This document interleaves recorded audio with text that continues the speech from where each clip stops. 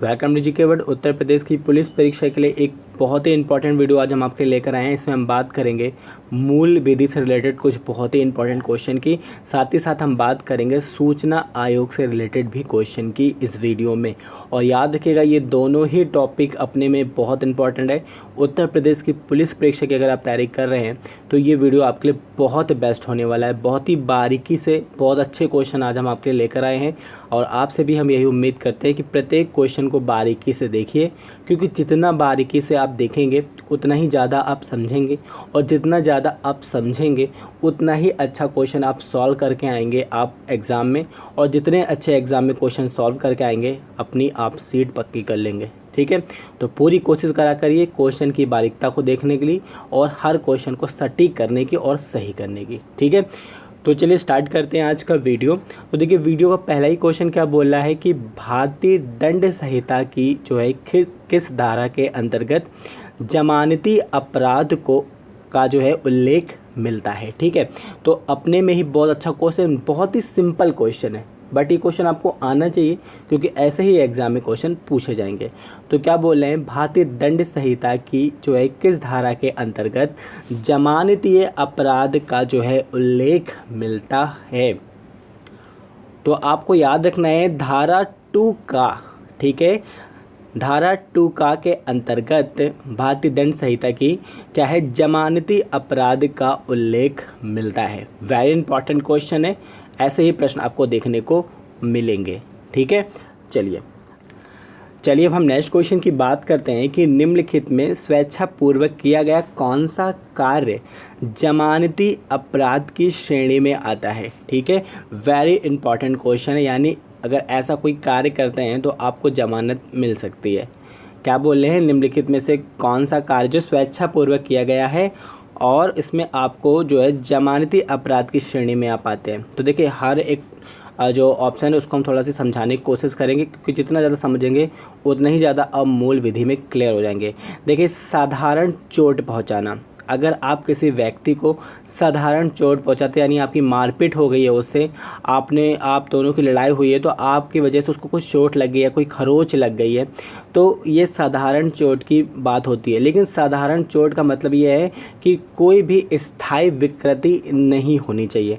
जैसे कि आपकी जो लड़ाई हुई है वो तो ठीक है, आपने उसको मार दिया वो भी ठीक है, उसको हाथ पैर में खरोच है या फिर कहीं स्वेलिंग है, तो ये सब साधारण चोट के अंतर्गत आते हैं। बट अगर उसकी कोई आँख है, दोनों में से कोई एक विकृत हो गई है जो अब उसकी वजह से वो देख नहीं सकता, या कोई कान आपने ऐसा मार दिया उससे कि वो बहरा हो गया है, तो ये सब चीज़ें अगर होती हैं तो ये साधारण चोट की श्रेणी में नहीं आती। ठीक है, तब आपको क्या है, मतलब स्थायी है चोट के अंतर्गत आती, तो आपको जमानत मिलना थोड़ा सा प्रॉब्लम होगा, लेकिन साधारण चोट के लिए जमानत मिल जाती है। ठीक है, तो ये ऑप्शन बिल्कुल सही है।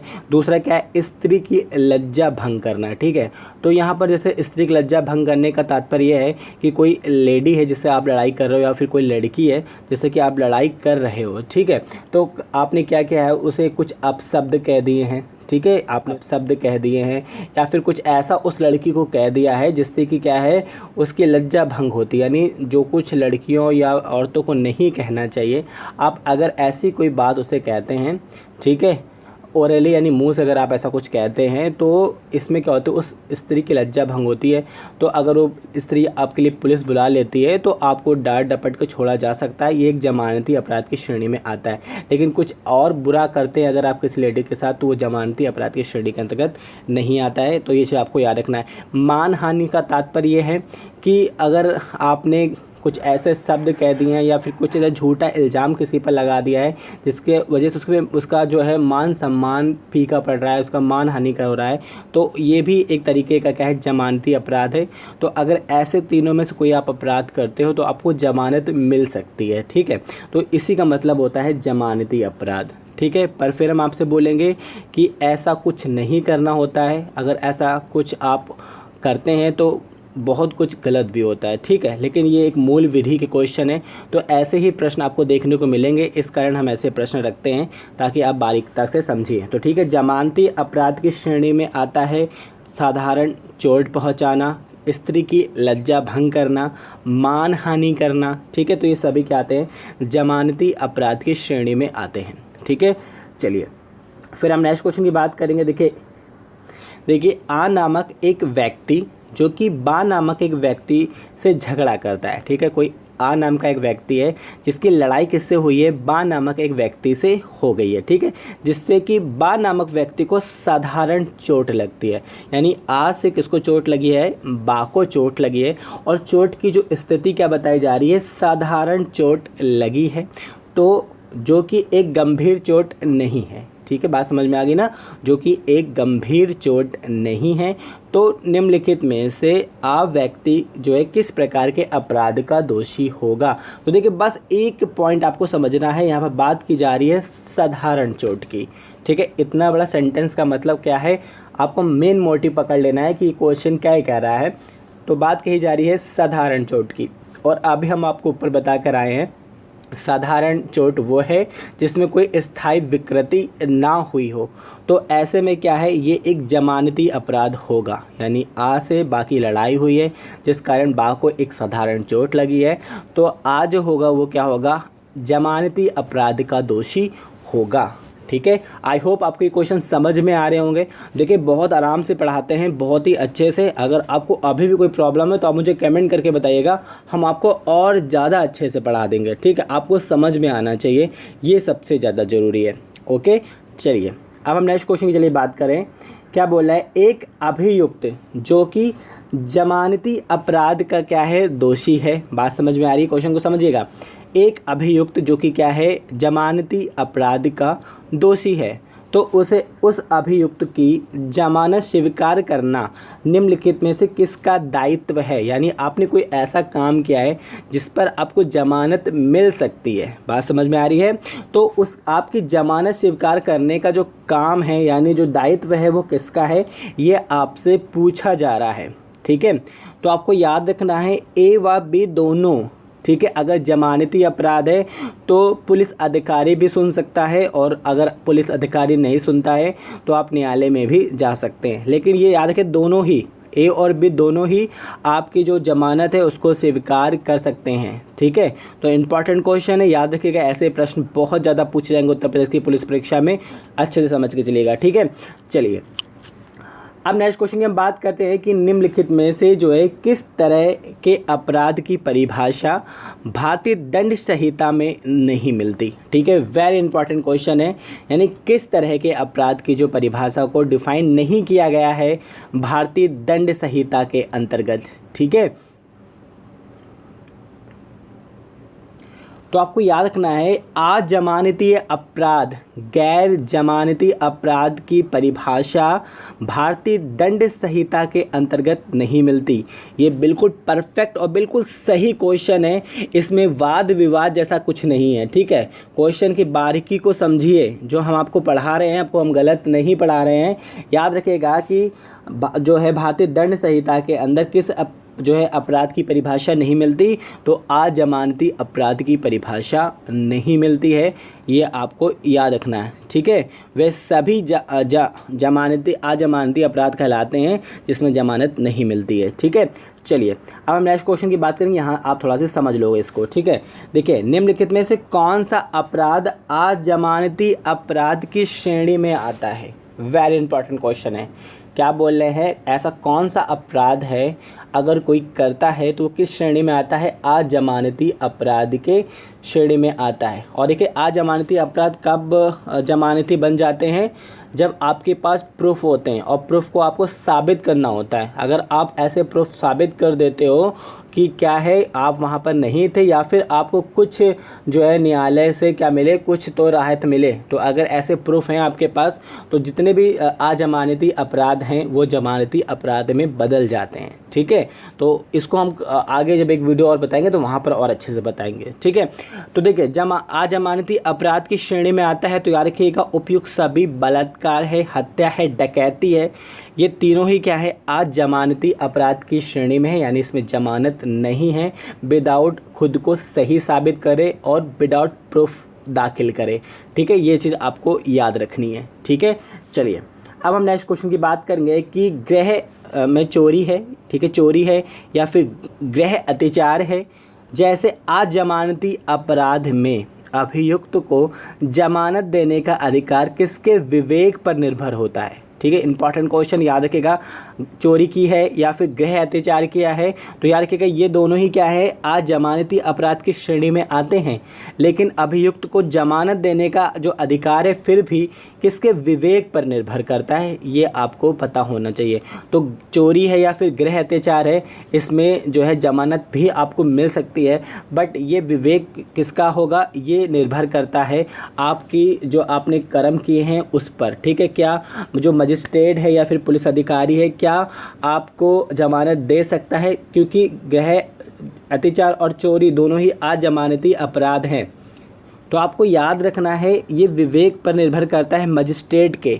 ठीक है, मजिस्ट्रेट अपने विवेक से ये मतलब कह सकता है कि आपको जमानत दे दी जाए, चोरी में भी गृह अत्याचार में, क्योंकि आप कुछ ऐसा प्रूव कर दे जो है मजिस्ट्रेट के सामने, और ऐसे में ही लोग छूट जाते हैं, क्योंकि यहीं पर क्या होता है कुछ लोग बिक जाते हैं, बड़े लोग छूट जाते हैं। बस इसी कारण जो है आप देखते होंगे कि बहुत सारी प्रॉब्लम होती है, क्योंकि यहाँ पर जो विवेक है मजिस्ट्रेट का वो बिकाऊ भी हो सकता है। ठीक है, देखिए बस एक बात है, पढ़ाई हो रही है यहाँ पर, कोई गलत थिंग समझ रखिएगा, लेकिन जो फैक्ट की बात है वही आपसे की जा रही है। ठीक है, तो चोरी है या फिर गृह अत्याचार है, ठीक है, जैसे अजमानती अपराध में भी अभियुक्त को क्या है, जमानत देने का अधिकार किसके विवेक पर निर्भर है, तो मजिस्ट्रेट के। पुलिस अधिकारी का विवेक यहाँ पर कोई काम नहीं आता है। ठीक है, चलिए अब हम नेक्स्ट क्वेश्चन की बात करते हैं कि निम्नलिखित में से कौन सा अजमानती अपराध के घटित होने पर मजिस्ट्रेट अपने विवेकानुसार भी अभियुक्त को जमानत नहीं दे सकता है। बात समझ में आ रही है? अगर चोरी होता, ठीक है, या फिर गृह अत्याचार होता, बात समझ में आ रही है ना, अभी जो ऊपर बता के आए हम लोग, या गृह अत्याचार होता, तो इन दोनों के मामले में क्या है, आपको जमानत दे सकता है कौन, मजिस्ट्रेट।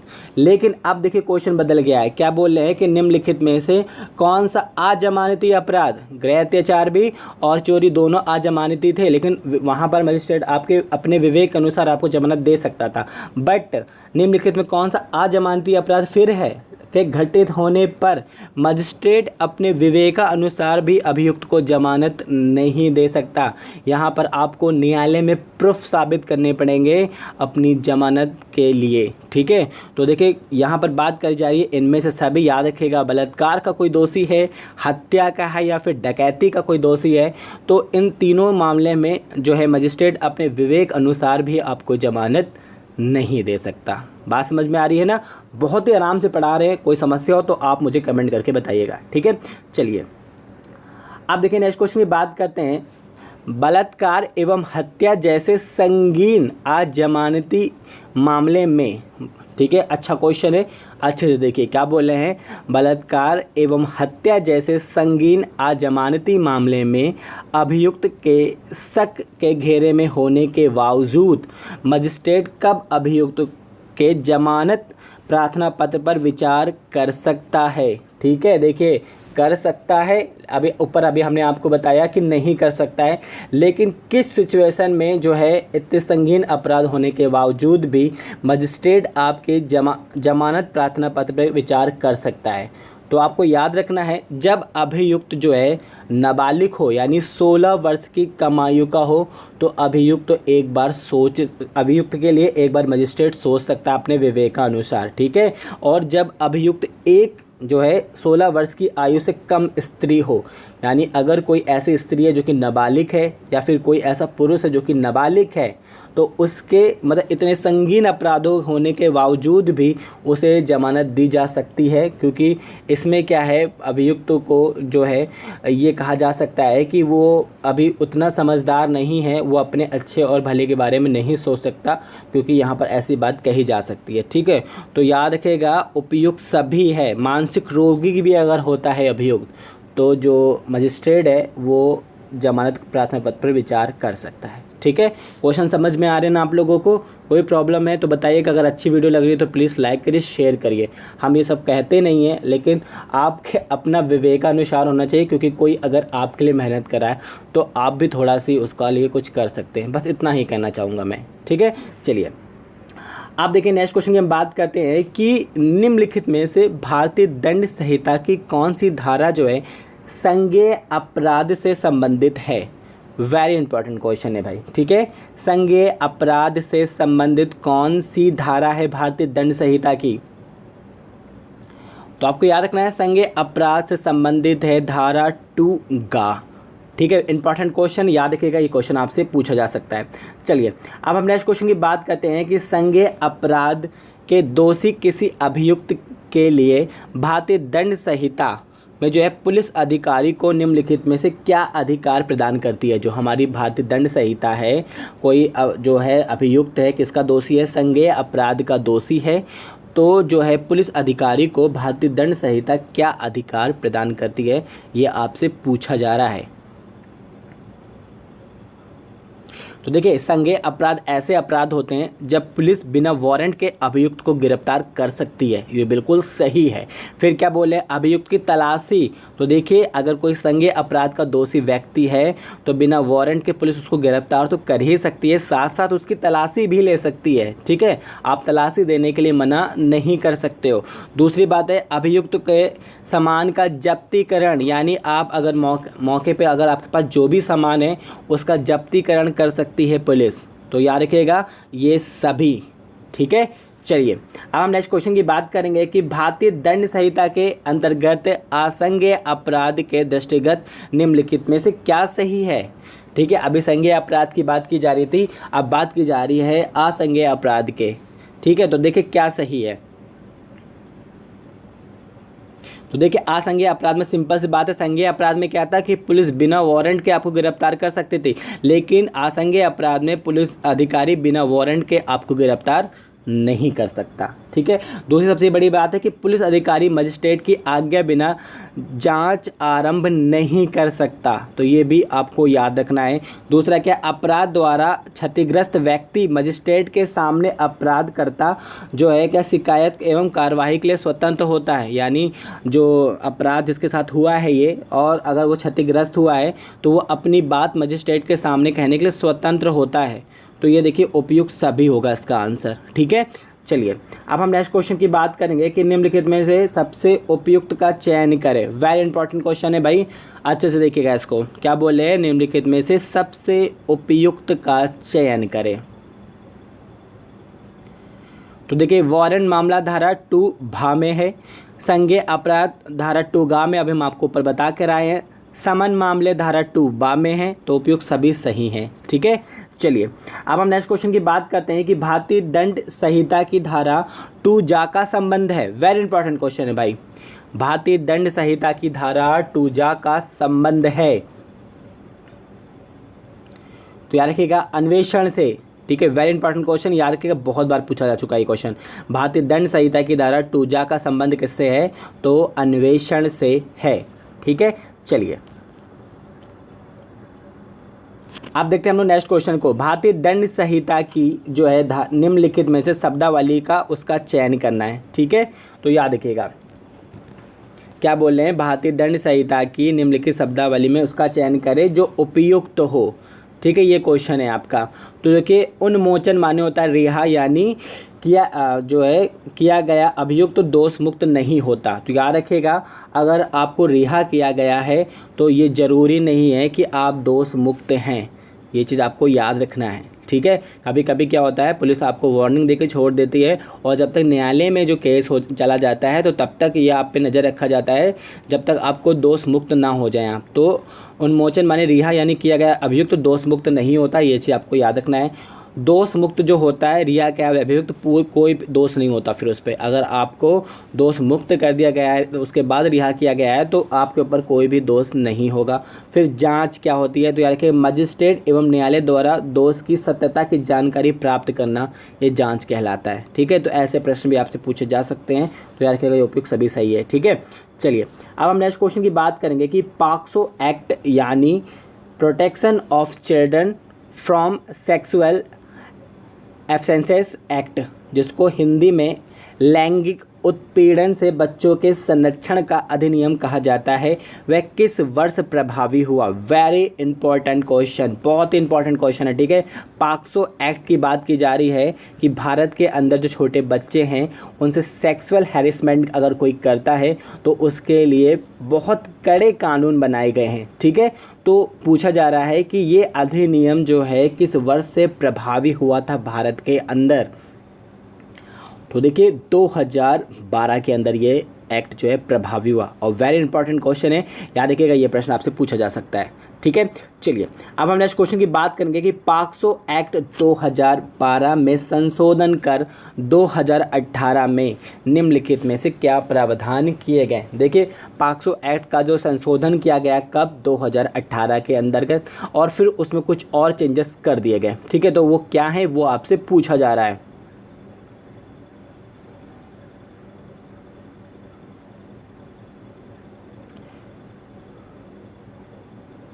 तो देखिए इसका करेक्ट आंसर है बी नंबर वाला। 12 साल तक की बच्चियों के साथ दुष्कर्म करने पर मृत्यु दंड की सज़ा कर दी गई है पॉक्सो एक्ट के अंतर्गत। पहले ये जो उम्र थी ये 18 वर्ष की थी, लेकिन बाद में क्या गया, इसको संशोधित कर दिया गया 2018 में, और अब क्या किया गया है कि 12 साल तक की बच्चों के साथ अगर कोई व्यक्ति दुष्कर्म करता है तो उसको मृत्यु दंड की सज़ा दी जाएगी। 2018-19 में बहुत ज़्यादा ऐसे मामले दिखाई दिए जिस कारण इस एक्ट में क्या किया गया है, संशोधन किया गया है। तो इंपॉर्टेंट क्वेश्चन ये आपसे श्योरिटी पूछ लिया जाएगा कि 2018 में क्या संशोधन किए गए हैं पॉक्सो एक्ट 2012 के, ठीक है। तो याद रखिएगा 12 साल तक की बच्चों के साथ दुष्कर्म करने पर मृत्यु दंड की सज़ा दी गई है, जो कि पहले 18 साल पर होती थी, ठीक है। चलिए अब हम नेक्स्ट क्वेश्चन की बात करेंगे कि कोई भी पुलिस अधिकारी अपने अन्वेषण की अंतिम रिपोर्ट जो है किसके सामने प्रस्तुत करता है? वेरी इंपॉर्टेंट क्वेश्चन, ठीक है। बहुत बारी क्वेश्चन पूछा जा चुका है उत्तर प्रदेश की पुलिस परीक्षा में। अन्वेषण की अंतिम रिपोर्ट किसके सामने, यानी अपनी जो जांच उसने की, जो खोजबीन करी है, उसकी जो फाइनल रिपोर्ट होती है वो किसके सामने पेश करता है कोई भी पुलिस अधिकारी? तो याद रखिएगा मजिस्ट्रेट के सामने, ठीक है। अच्छा क्वेश्चन है, याद रखिएगा। फिर हम बात करेंगे नेक्स्ट क्वेश्चन की कि किसी आरक्षी एवं उप निरीक्षक या फिर किसी भी पुलिस अधिकारी की अन्वेषण की अंतिम रिपोर्ट को पुनः जांच के आदेश देने का अधिकार किसे प्राप्त है? भाई आप एक पुलिस कांस्टेबल हैं या फिर आप एसआई हैं या फिर कोई आप अधिकारी लेवल के हैं, आपने कोई अन्वेषण किया है, किसी चीज़ की जांच की है और उस जांच पर संतुष्ट ना होने पर आपकी जो जांच की रिपोर्ट है उसके लिए पुनः आदेश यानी फिर से जांच करने का आदेश जो है वो कौन दे सकता है, ये आपसे पूछा जा रहा है, ठीक है। तो याद रखिएगा मजिस्ट्रेट कर सकता है ये काम, ठीक है। चलिए अब हम नेक्स्ट क्वेश्चन की बात करते हैं कि जिले के कार्यपालिका के प्रशासन का प्रधान माना जाता है। वेरी इंपॉर्टेंट क्वेश्चन है भाई। जिले के कार्यपालिका के प्रशासन का प्रधान माना जाता है, तो याद रखिएगा यहाँ बात की जा रही है जिला मजिस्ट्रेट की, ठीक है। अच्छा क्वेश्चन है, याद रखिएगा। चलिए अब नेक्स्ट क्वेश्चन की बात करते हैं कि उत्तर प्रदेश सूचना आयोग का मुख्यालय निम्नलिखित में से किस स्थान पर है? तो देखिए अब यहाँ पर हम लोग बात करेंगे सूचना आयोग से संबंधित कुछ बहुत ही इंपॉर्टेंट क्वेश्चन की, और ये टॉपिक आपको छोटे एग्जाम में देखने को मिल जाएगा, ठीक है। तो बताइए उत्तर प्रदेश सूचना आयोग का मुख्यालय निम्नलिखित में से किस स्थान पर है? तो आपको याद रखना है राजधानी लखनऊ के अंदर, उत्तर प्रदेश की राजधानी लखनऊ में सूचना आयोग का मुख्यालय है, ठीक है। चलिए अब हम नेक्स्ट क्वेश्चन की बात करते हैं कि उत्तर प्रदेश में सूचना आयोग की स्थापना जो है किस वर्ष की गई? ये क्वेश्चन ऐसे भी पूछा जा सकता है या फिर आपसे ये पूछा जा सकता है कि राज्य सूचना आयोग जो है उत्तर प्रदेश में किस वर्ष प्रभावी हुआ, ठीक है। तो आपको याद रखना है 14 सितंबर 2005, ठीक है। 2005 को उत्तर प्रदेश में राज्य सूचना आयोग की जो है स्थापना की गई, यानी राज्य सूचना आयोग उत्तर प्रदेश में प्रभावी हुआ, ठीक है। चलिए अब हम नेक्स्ट क्वेश्चन की बात करेंगे कि पत्रकार सुभाष चंद्र सिंह निम्नलिखित में से किस भारतीय राज्य के मुख्य सूचना आयुक्त हैं? वेरी इंपॉर्टेंट क्वेश्चन भाई। याद रखिएगा पत्रकार हैं सुभाष चंद्र सिंह जी, और इस समय वर्तमान में ये क्या है, मुख्य सूचना आयुक्त हैं। तो आपको याद रखना है यहाँ बात की जा रही है उत्तर प्रदेश की, ठीक है। उत्तर प्रदेश के मुख्य सूचना आयुक्त हैं सुभाष चंद्र सिंह जी, ठीक है। इंपॉर्टेंट क्वेश्चन है, याद रखिएगा, आपसे पूछ लिया जाएगा कंफर्म, ठीक है। चलिए अब हम नेक्स्ट क्वेश्चन की बात करते हैं। राज्यों के मुख्य सूचना आयुक्तों की नियुक्ति निम्नलिखित में से किसके द्वारा की जाती है। देखिए केंद्रीय सूचना आयोग के जो मैटर है वो टोटल चेंज होते हैं राज्यों के सूचना आयोग से, ठीक है। तो यहाँ पर देखिए क्वेश्चन क्या पूछा जा रहा है, इसकी बारीकता को समझिए, क्योंकि बहुत सारे लोग कमेंट करते हैं सर आपने गलत बता दिया। हमने गलत नहीं बताया, आपने गलत समझा, ठीक है। इस बात को समझिए। क्या बोले, राज्यों के मुख्य सूचना आयुक्त की बात करें, केंद्रीय सूचना आयोग की बात नहीं की जा रही है। तो राज्यों के सूचना आयुक्त की नियुक्ति किसके द्वारा की जाती है, तो आपको याद रखना है ये की जाती है उस राज्य के राज्यपाल द्वारा, ठीक है। यानी उत्तर प्रदेश के अगर कोई मुख्य सूचना आयुक्त होंगे तो उनको शपथ कौन दिलाएगा, इस राज्य के उत्तर प्रदेश राज्य के राज्यपाल। और ऐसा सभी स्टेट में होगा, अगर उस राज्य में सूचना आयुक्त की नियुक्ति कोई कर रहा है तो उस राज्य का जो राज्यपाल होगा वही सूचना आयुक्त को क्या कहेगा, शपथ दिलाएगा, ठीक है। ये चीज़ आपको याद रखनी है। चलिए अब हम नेक्स्ट क्वेश्चन की बात करेंगे कि राज्यों के मुख्य सूचना आयुक्त की जो नियुक्ति है के दौरान अध्यक्षता जो है किसका जो कार्यभार है वो कौन संभालता है। देखिए नियुक्ति कौन करता है, यानी शपथ ग्रहण कौन करवाता है, राज्यपाल। लेकिन ये पूरी जो कार्य लीला होती है उसका जो अध्यक्ष कौन होता है ये आपसे पूछा जा रहा है। तो अध्यक्ष कौन होगा, उस राज्य का मुख्यमंत्री होगा, ठीक है। ये चीज़ आपको याद रखनी है, ठीक है। चलिए अब हम नेक्स्ट क्वेश्चन की बात करेंगे। उत्तर प्रदेश राज्य में एक मुख्य सूचना आयुक्त के साथ अनधिक सूचना आयुक्त की कुल संख्या कितनी हो सकती है। देखिए आपको याद रखना है कि एक जो होगा मुख्य सूचना आयुक्त होगा और 10 जो होंगे उप सूचना आयुक्त होंगे, यानी टोटल संख्या क्या होती है, 11, ठीक है। तो यही तो क्वेश्चन पूछा जा रहा है। देखिए उत्तर प्रदेश राज्य में एक मुख्य सूचना आयुक्त, तो एक क्या हो गया, मुख्य सूचना आयुक्त हो गया, प्लस 10 जो हैं उप सूचना आयुक्त होंगे, यानी सब वाले भी होंगे, तो ये हो जाएंगे 10, तो इक्वल टू कितना हो गया, 11। तो ये देखिए ये यहाँ पर इसका करेक्ट आंसर है, ठीक है। तो 11 लोगों की संख्या होती है कुल। तो इस तरह से प्रश्न पूछे जाते हैं, ठीक है। चलिए अब हम नेक्स्ट क्वेश्चन की बात करते हैं कि निम्नलिखित में से किसी व्यक्ति को सूचना आयुक्त तभी नियुक्त किया जा सकता है जब वह, वेरी इंपॉर्टेंट क्वेश्चन है। देखिए सूचना आयुक्त तभी नियुक्त हो सकता है जब वो इसमें से किसी एक श्रेणी के अंतर्गत आता है, ऐसा बताया जा रहा है, ठीक है। तो आपको कहेगा संसद का सदस्य ना हो, तो बिल्कुल सही है। अगर सूचना आयुक्त कोई बन रहा है तो वो संसद का सदस्य नहीं होना चाहिए, ठीक है। फिर राष्ट्र संघ के विधानमंडल का सदस्य नहीं होना चाहिए, ना वो राज्य का ना ही संघ के विधानमंडल का सदस्य नहीं होना चाहिए, ठीक है। किसी लाभ वाले पद पर नहीं होना चाहिए, ठीक है। तो ये उपयुक्त सभी हैं। अगर कोई सूचना आयुक्त बनना चाहता है तो इनमें से कोई भी क्वालिटी उसके अंदर नहीं होनी चाहिए। अगर ये है तो फिर वो सूचना आयुक्त नियुक्त नहीं किया जा सकता, ठीक है। चलिए देखिए हम नेक्स्ट क्वेश्चन की बात करेंगे कि निम्नलिखित में से किस क्षेत्र का होना आवश्यक है यदि आप एक मुख्य सूचना आयुक्त बनना चाहते हैं। तो देखिए वहाँ पर क्या था, नहीं होना चाहिए, लेकिन अब यहाँ पर बोल रहा है कि होना चाहिए इनमें से कोई एक, ठीक है। तो आपको याद रखना है उपयुक्त सभी, क्योंकि विज्ञान और प्रौद्योगिकी के क्षेत्र से संबंधित हो, समाज सेवा एवं प्रबंधन से संबंधित हो, या पत्रकारिता और विधि से संबंधित हो, ठीक है। तो ये सब होना चाहिए, तब आप एक सूचना आयुक्त बन सकते हैं। यानी इसी जो है फील्ड से आते हैं हमारे मुख्य सूचना आयुक्त। तो देखिए अभी आपने देखा ना उत्तर प्रदेश वाले, ये देखिए कहाँ गया वो क्वेश्चन, ये देखिए पत्रकार हैं सुभाष चंद्र सिंह जी, ठीक है, और ये उत्तर प्रदेश के मुख्य सूचना आयुक्त हैं। और यहीं पर तो ये कहा जा रहा है इस क्वेश्चन में कि किस उससे आने चाहिए। तो देखिए यहीं पर ये बोला गया पत्रकार होने चाहिए, विधि अधिकारी हो सकते हैं, समाज सेवक हो सकते हैं, प्रबंधन के और विज्ञान और प्रौद्योगिकी क्षेत्र के, अगर इन क्षेत्रों से ही आते हैं मुख्य सूचना आयुक्त, ठीक है। चलिए अब हम नेक्स्ट क्वेश्चन की बात करेंगे, क्या कोई सूचना आयुक्त एक बार पद ग्रहण करने के बाद दूसरी बार भी सूचना आयुक्त के पद पर को ग्रहण कर सकता है, ये आपसे पूछा जाता है। यानी अगर कोई एक बार सूचना आयुक्त बन गया है तो क्या उसके बाद वो कभी दोबारा या फिर रेगुलर दूसरी बार क्या सूचना आयुक्त बन सकता है।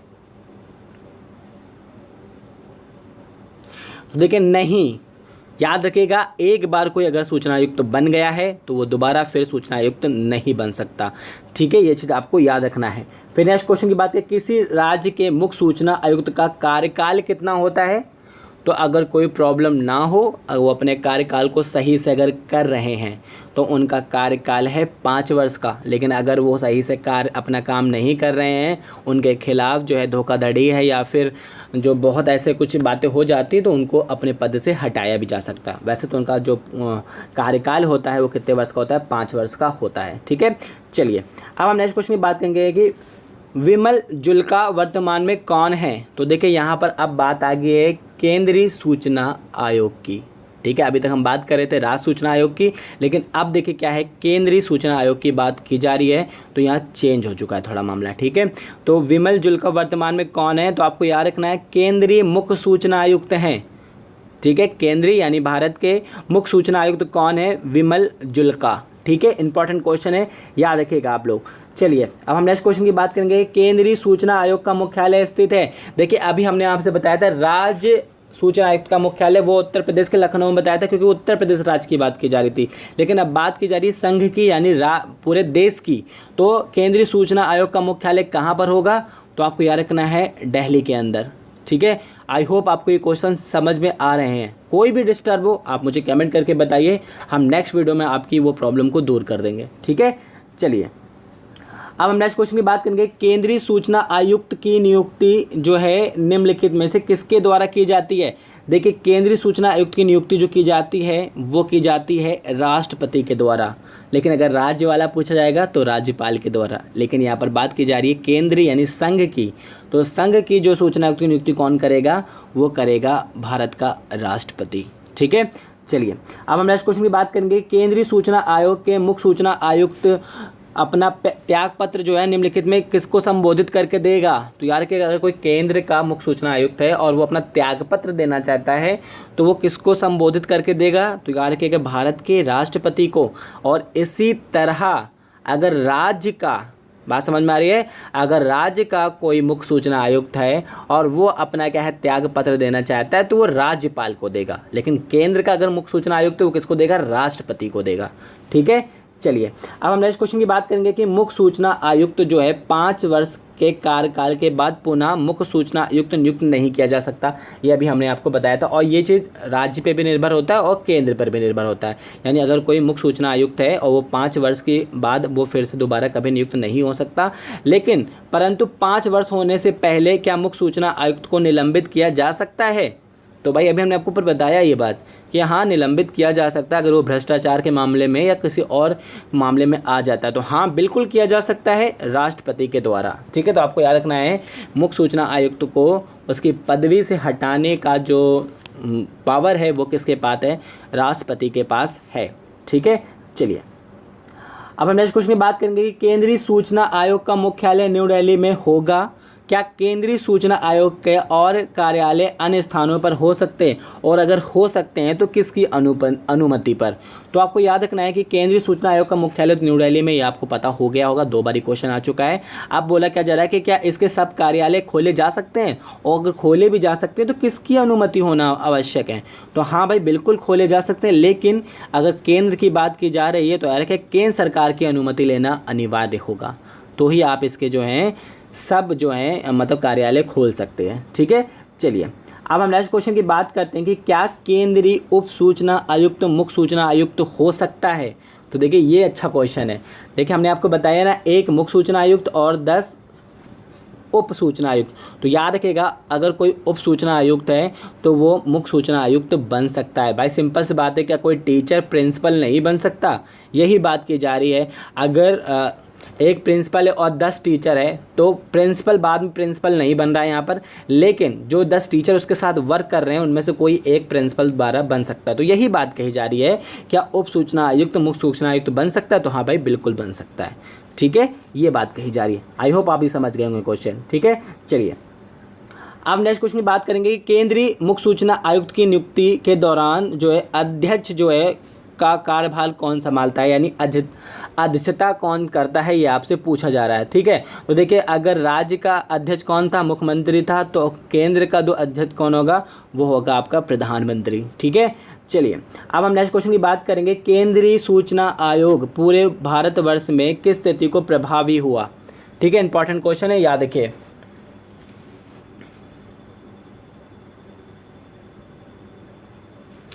तो देखिए आपका 12 अक्टूबर 2005 को पूरे भारतवर्ष में केंद्रीय सूचना आयोग क्या है, प्रभावी हुआ। लेकिन अगर आपसे क्वेश्चन पूछ ले कि राष्ट्रपति की जो आपकी स्वीकृति है वो कब मिली थी केंद्रीय सूचना आयोग को, तो 12 जून 2005 को। लेकिन 12 अक्टूबर 2005 को ये पूरे भारतवर्ष में क्या हो गया, प्रभावी हो गया। ठीक है, चलिए अब हम नेक्स्ट और लास्ट क्वेश्चन है हमारा कि केंद्रीय मुख्य सूचना आयुक्त का कार्यकाल कितने वर्ष का होता है।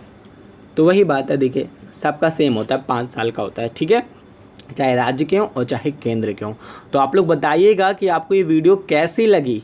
बहुत मेहनत करें भाई, हमने बहुत ज़्यादा क्वेश्चन को सिलेक्ट करते हैं, बहुत अच्छे से आपको कराना चाहते हैं जिससे कि आप उत्तर प्रदेश की पुलिस परीक्षा में सिलेक्ट हो जाओ। और भाई सिलेक्ट होने के बाद तो कोई सब भूल ही जाते हैं, लेकिन हम ये ज़रूर चाहते हैं कि आप लोग हमें कभी ना कभी याद रखो, क्योंकि आपके साथ हम भी जुड़े हुए हैं। आप मेहनत कर रहे हो तो हम भी कर रहे हैं। बस करना क्या है, आपको अच्छे से पढ़ाई करनी है और सिलेक्ट होना है। आई होप आपको ये वीडियो पसंद आएगी, और अगर पसंद आई है तो please like and share. Thank you.